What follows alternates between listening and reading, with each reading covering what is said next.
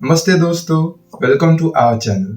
आप में से बहुत सारे लोगों का सपना होगा एक आईएएस, आईपीएस या आईएफएस ऑफिसर बनकर देश की सेवा करने का। और इस सपने को सच करने का रास्ता जाता है यूपीएससी सिविल सर्विसेज एग्जामिनेशंस के थ्रू। पर ये यूपीएससी एग्जाम है क्या? इसका सिलेबस क्या है? कौन इस एग्जाम को दे सकता है? और इस एग्जाम की तैयारी कैसे करनी है? तो आज की इस वीडियो में मैं इन सभी सवालों के जवाब देने की कोशिश करूंगा, तो बने रहिए हमारे साथ। तो दोस्तों, सबसे पहले ये समझते हैं कि यूपीएससी आखिर है क्या।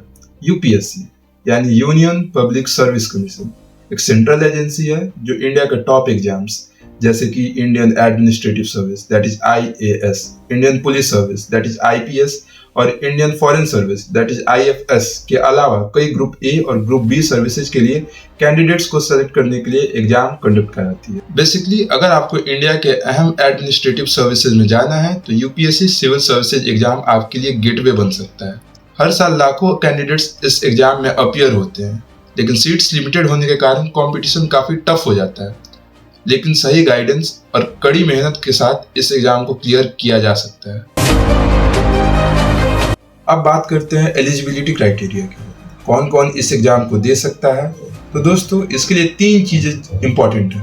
पहला नेशनैलिटी, दूसरा एजुकेशनल क्वालिफिकेशन, तीसरा एज लिमिट। तो सबसे पहले बात करते हैं नेशनैलिटी की। तो सर्विसेज जैसे कि आईएएस और आईपीएस के लिए आपका इंडियन सिटीजन होना कंपलसरी है।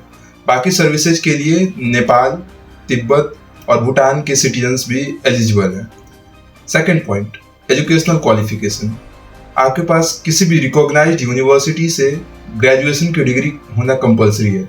आप किसी भी स्ट्रीम्स हो सकते हैं like science, commerce, arts, medical, engineering, सभी एलिजिबल है। और हाँ, फाइनल ईयर के स्टूडेंट्स भी प्रीलिम्स का एग्जाम दे सकते हैं।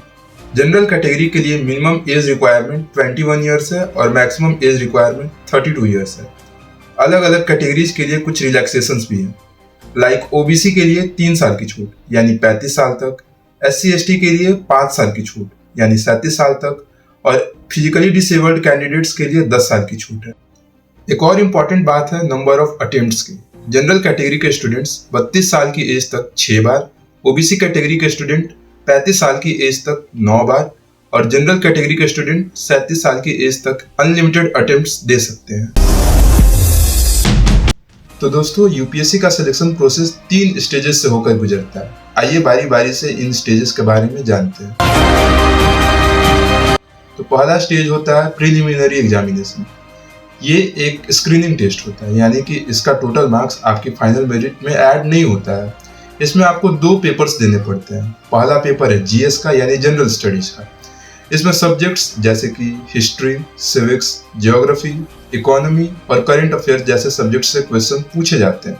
और दूसरा पेपर होता है सीसेट का, means civil services aptitude test. इसमें आपको 10th लेवल तक की मैथमेटिक्स के क्वेश्चंस पूछे जाते हैं और इसमें आपको 33% मार्क्स लाना कंपलसरी होता है, यानी कि 66% मार्क्स। आपकी मेरिट फर्स्ट पेपर यानी कि जीएस पेपर के अकॉर्डिंग ही बनती है। और एक इम्पॉर्टेंट पॉइंट, प्रीलिम्स के एग्जाम में नेगेटिव मार्किंग भी होती है, यानी कि हर गलत जवाब के लिए 1/3 मार्क्स को डिडक्ट कर दिया जाता है। इसलिए आपको जिन क्वेश्चंस में आपको डाउट है या जिन क्वेश्चंस के बारे में आप अनश्योर है उसे छोड़ना ही बेटर होता है। तो दोस्तों, प्रीलिम्स का पेपर क्लियर करने के बाद आप मेंस के पेपर की तरफ पहुंचते हैं। मेंस के पेपर रिटन और डिस्क्रिप्टिव नेचर के होते हैं। इसमें टोटल 9 पेपर्स होते हैं और इन्हीं के मार्क्स आपकी फाइनल मेरिट को डिसाइड करते हैं। मेंस के एग्जामिनेशन को हम 2 पार्ट्स में क्लासिफाई कर सकते हैं। पहला पार्ट क्वालिफाइंग पेपर्स का। इसमें 2 पेपर्स होते हैं, दोनों लैंग्वेज पेपर होते हैं, पेपर ए और पेपर बी। पेपर ए में आप कोई भी इंडियन लैंग्वेज जो कि 8th शेड्यूल में डिस्क्राइब्ड है उसका एग्जाम दे सकते हैं। और पेपर बी में इंग्लिश का एक कंपलसरी पेपर आपको देना पड़ता है। दोनों पेपर्स 300 मार्क्स के होते हैं और ये केवल क्वालिफाइंग नेचर के होते हैं। पार्ट 2 होते हैं वैसे पेपर्स जिनके मार्क्स काउंट होते हैं, जिनके मार्क्स मेरिट बनाते हैं। इसमें टोटल 7 सब्जेक्ट्स होते हैं। टोटल मार्क्स 1750 के आसपास होता है। इनमें टोटल 7 सब्जेक्ट्स होते हैं। एक पेपर ऐसे का होता है, 4 पेपर जीएस का होता है और 2 पेपर ऑप्शनल का होता है। जीएस में टोटल 4 सब्जेक्ट्स होते हैं। GS1 जिसमें आपको हिस्ट्री, ज्योग्राफी और सोसाइटी के बारे में पढ़ना होता है। जीएस पेपर 2 जिसमें आपको पॉलिटी और इंटरनेशनल रिलेशंस के बारे में पढ़ना होता है, जीएस 3 जिसमें आपको टेक्नोलॉजी डिजास्टर मैनेजमेंट के बारे में पढ़ना होता है, और पेपर 4 एथिक्स और इंटीग्रिटी एप्टीट्यूड का होता है। बाकी 2 ऑप्शनल पेपर्स होते हैं। यूपीएससी एक लिस्ट प्रोवाइड करती है कुछ सब्जेक्ट्स की, उनमें से किसी एक ऑप्शनल सब्जेक्ट को आपको चुनना पड़ता है और उसके 2 पेपर्स देने होते हैं, और सबसे इंपॉर्टेंट यही ऑप्शनल के पेपर्स होते हैं। मेंस के एग्जाम के बाद आता है final stage, that is interview. ये टोटल 275 मार्क्स के होते हैं। इसमें यूपीएससी बोर्ड आपकी पर्सनालिटी डेवलपमेंट, आपके कम्युनिकेशन स्किल, मेंटल अलर्टनेस और डिसीजन मेकिंग एबिलिटी को टेस्ट करता है। इसके बाद बनती है फाइनल मेरिट लिस्ट। मेंस के टोटल 1750 मार्क्स और इंटरव्यू के 275 मार्क्स को कुल मिलाकर 2025 मार्क्स में से आपके जो भी मार्क्स आएंगे उसके अकॉर्डिंग आपकी रैंक डिसाइड होती है, और उसी के अकॉर्डिंग आपकी सर्विसेज भी डिसाइड होती हैं। लाइक आप जो भी प्रेफरेंस भरेंगे उसके अकॉर्डिंग आपको सर्विसेज अलॉट किया जाए। तो दोस्तों, सबसे पहले आपको यूपीएससी सिविल सर्विसेज एग्जाम के सिलेबस को समझना होगा। इसके लिए आप यूपीएससी की वेबसाइट से इसके सिलेबस को डाउनलोड कर सकते हैं, या फिर सिलेबस की पीडीएफ का लिंक मैं डिस्क्रिप्शन बॉक्स में दे दूंगा। आप उस पीडीएफ की हार्ड कॉपी लाइक दिस को प्रिंट आउट करवा करके अपने पास रख सकते हैं। तो सबसे पहले आपको सिलेबस समझना जरूरी है। सिलेबस को ध्यान से पढ़े, रेगुलरली पढ़े, क्योंकि इससे आपको पता चलता है कि वास्तव में आपको पढ़ना क्या है। लोग बोलते हैं कि यूपीएससी का सिलेबस अथाह है, लेकिन यह अथाह नहीं है। अगर आप सही डायरेक्शन में काम करें, सही सिलेबस को फॉलो करें, तो आप काफी जल्दी अपने सिलेबस को कवर कर सकते हैं। सेकंड है एनसीईआरटी।